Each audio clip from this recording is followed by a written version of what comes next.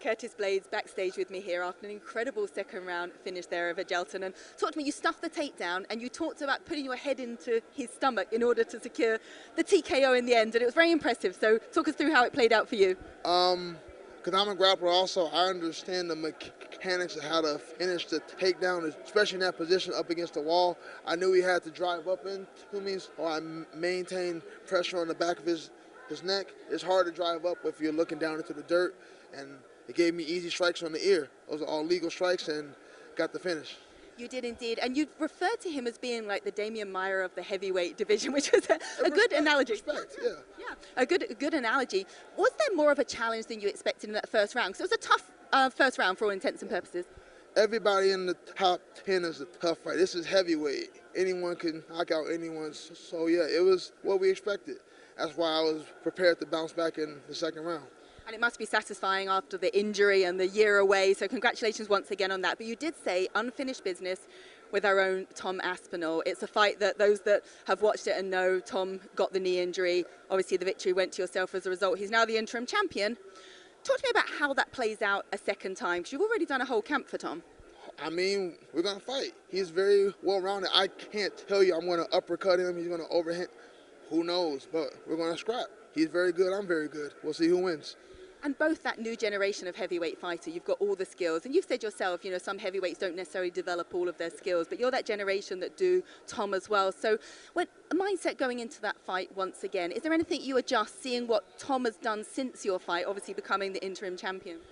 No, I mean, I think our styles match up very well. He's a very in-and-out type of guy. I'm a very in-and-out type of guy. I believe I'm the better grappler, but I know he's got some grappling also. It's going to be a hell of a fight. Like, he's real good. Like, I'm not going to say, oh, I'm gonna destroy him. No, he's legit. It's going to be a hell of a fight.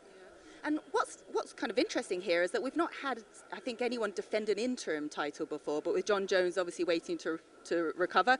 Do you think that's what will be next, the defense of that interim champion and hopefully with yourself? It's the UFC. Who knows? I don't have enough energy to expend on that, so we'll see. That's all I can say. But with the time off that you've had, how soon would you like to get back in there personally? I'm not in a rush. I want the right matchup. I've earned a title shot. I'm not going to rush anymore. I rushed after I beat Alistair, jumped back to go after Ngannou when I could have fought DC when DC fought Derek Lewis. I'm not rushing. I'm 33 years old. I've been in the UFC for 8 years now.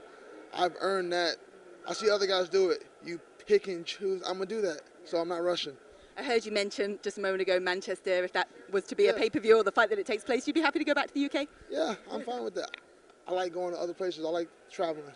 And absolutely. My last question for you, obviously on John Jones, we don't know when he'll come back, but is him versus Stipe, as a fan of the sport yourself, as a heavyweight fan yourself, is that a fight that you would like to see personally, him and Stipe?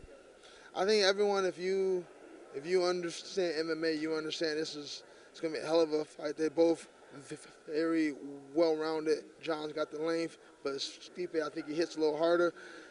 That's a hell of a fight, and I'd love to see it. All right, well, your fight was a hell of a fight tonight as well. Congratulations once again. Enjoy a well-earned rest. Thank you. I appreciate that.